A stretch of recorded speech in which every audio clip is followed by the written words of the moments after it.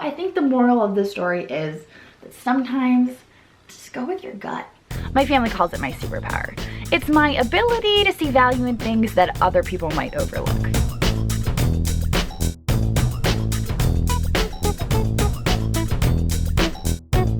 Sometimes I go picking with my boyfriend, sometimes it's my best friend Sue, and sometimes it's my kids. But at the end of the day, it's all about having fun and hopefully just maybe making a profit. Okay, in today's video, I wanted to talk a little bit about a couple items that were just, I kind of got a feeling about them. And I decided to get them and they ended up being like home runs. And we're gonna end on this note right here. This beautiful, beautiful lamp that made me a ton of money and then lost me a ton of money. But first we're gonna start with the ugliest doll I had ever seen. And actually I was at one of our local thrift shops. It was like a church thrift shop. Just, you know, looking around. I'd had so much good luck at this thrift shop. I had found gold watches, Bulova watches, like 14, 18 karat gold watches. I'd sold a couple for $300, $400. I mean, this was like my honey hole. This was amazing. I loved this place. And I would go in every so often. I got some rings there. One of them was this gold filigree ring that I still have. I loved that place. And I just so happened, I mean, now they've got like more quality control and you can't really score like that anymore. But I remember walking through the kids section because I would always look at the kids' toys because occasionally they would have some good kids stuff. So I was kind of doing my circle, you know, looking for vintage kids stuff, and there was this hideously ugly doll. It was a doll. It was this ugly doll with these straw stuffing sticking out of his foot, and he just had this menacing smile. He was hideous. He was scary looking. And he was $2. And you guys know me. I bought him. I did. I bought him. I brought him home. I put him on the shelf. And my ex-husband looked right at him and he said, "That thing's creepy." And it was the creepiest thing ever. But wouldn't you know it, that creepy $2 doll turned out to be a 1920s stiff Happy Hooligan doll. From the comic book Happy Hooligan. He was like a hobo character, and he sold on eBay to a buyer in Italy for $500. So that was kind of a nice, like, pleasant surprise, like this hideous ugly doll that I just had this inkling about, that I just brought home and stuck on my shelf, and it's like, you know, I should probably sell that. It's creepy. And yeah, $500 just like that. It was wonderful. So I'll put a picture of him up. But moving right along, we're gonna get to item number 2. Item number 2 is more than likely going to be the Giraffe Lamp. The Royal Hager Giraffe Lamp that I, to this day, regret selling because I wish I had held on to it. We were at our local antique shop just cruising around. This was when Drew and I had first met. And actually when we first met, we were planning on going into business together. We hadn't actually met as like a romantic interest. It was a mutual friend introduced us because he's a coin dealer. He deals in coins. And he wanted to branch out and start doing, you know, hard goods like I do. Like I had my own estate liquidation business. He wanted to get into doing that sort of thing. So my friend introduced us and suggested that we work together. So we were just kind of hanging out, you know, getting to know each other, picking out at these antique shops to show him like, yeah, I can do this, watch this, you know. And we happened to walk by this booth and it was the most beautiful lamp I've ever seen in my entire life. This one not included. And I was like, it was $120. $120. This was before he knew me and he knew my superpower. And I'm like, we have to buy this lamp. And he's like, what do you mean we have to buy this? I'm like, we have to buy this lamp. We have to buy it. Just trust me on this one. Trust me. I had to beg him to buy me this giraffe lamp. Just buy it for me.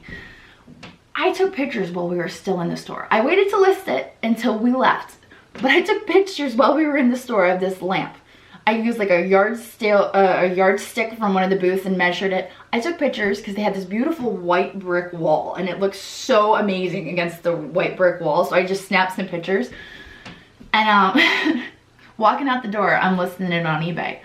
We drove 10 minutes down the road and we pulled into the Dunkin' Donuts and cha-ching, $500. It sold for $500, just like that. And I regret it. I mean, like, I regret selling it, honestly, because I love Royal Hager and I have my Royal Hager lamp downstairs. It would have been awesome to have a Giraffe Royal Hager lamp just for a little while. I mean, maybe someday I would have sold it. But I also think that I undersold it. I think I probably could have gotten more money for it. Granted, I made quite a bit of money, but that was the day that Andrew realized that my superpower was real.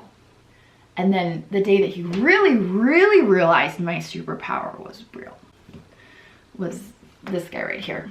Now this lamp story predates the Giraffe Lamp story in a way. So at the time, Drew was kind of testing me still. And he was at a friend's warehouse. Our friend does clean outs and whatnot. And had this huge shelf full of lamps. And Andrew snapped a picture, sent it to me and said, "Are any of these any good?" And I'm looking on my phone at the picture and I'm circling the lamps that might potentially be something worthwhile. I'm like, oh, that Celadon lamp looks pretty darn nice. Why don't you grab that one? This Celadon lamp right here. Now, when we got the lamp, the hardware to the lamp was 1920s. So you would think the lamp would date to the 1920s. The lamp itself dated to the 1920s. That was when it was made into a lamp, was the 1920s. It had a double bulb socket on the top, and it was all ratted and broken, and you know, it was no good. So I decided that I was going to disassemble it, take it apart, remove all the hardware. There was only one problem. Do you see that rust? Yeah, that bolt's not going anywhere. It's not going anywhere. I tried, and then I tried sticking pliers down in there to wrench it, and the pliers were kind of clattering against the side of the vase, and it just made me way too nervous, especially with this crack that goes right along here, up, over, and yeah, it just was not a comfortable situation. So I decided to just stick another socket on there after I got the double socket off and sell it as a lamp, you know? So this is a Celadon glaze. You can tell by the greenness of it. It is definitely Celadon.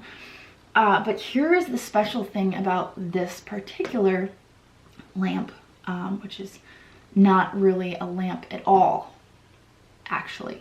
So this was converted in the 1920s into a lamp. That was kind of the thing, to turn vases into lamps.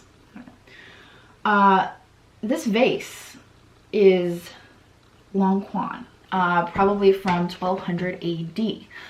Andrew had sent pictures of this piece to a local auction house in Philadelphia, and their Chinese expert from the pictures said that it was Long Quan. Now, as much as I want to believe that it is from 1200 AD, I don't have the proof.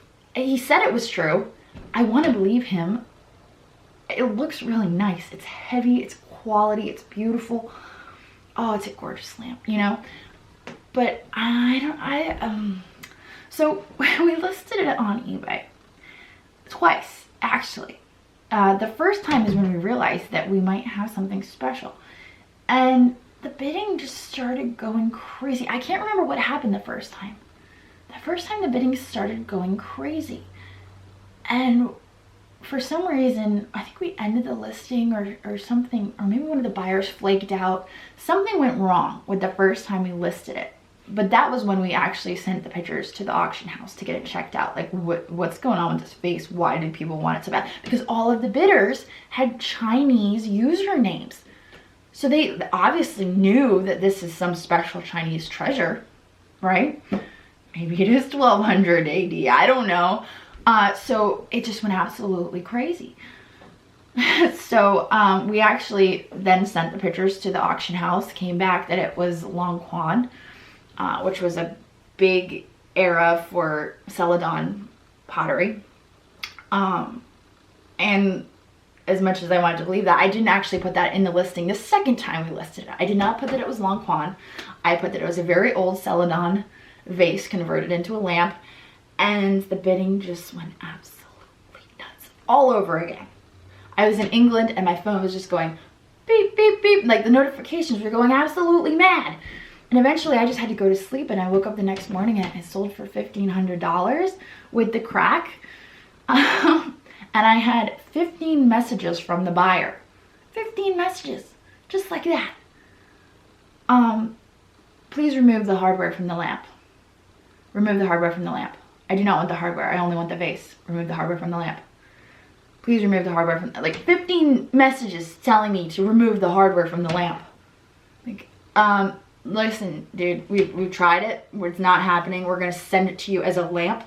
And after you've given us the $1,500, if you want to try it and break it, that's totally cool. But first, you should pay us our money, and we'll send you the lamp to break.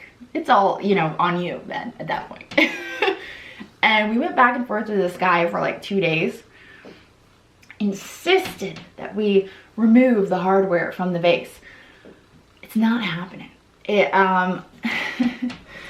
I would be devastated if I was to accidentally knock this crack with pliers, to be in there with pliers and accidentally knock in the whole thing. I would just be absolutely devastated. So it's just not happening. So we ended up canceling the sale. So this particular lamp sold for $1,500, and then we canceled the sale for $1,500. So it made me $1,500, but then it also lost me that money. It's a beautiful lamp. It really is. And it has the potential to be super, super duper old. Probably one of the oldest pieces that I own. The quality is astounding. It has Chinese characters that I don't even know what they mean along the sides. And it's got these guys. I think they're elephants possibly. But it is a beautiful piece, and probably one of the most surprising pieces that I've bought and found out, oh my gosh, this is something really amazing. And we only paid $5 for it. So I think the moral of the story is that sometimes just go with your gut, because sometimes it pays off. So that is the moral of the story. I hope you guys enjoyed the video. Make sure you go check out some of my other videos, and I will catch you next time. Later.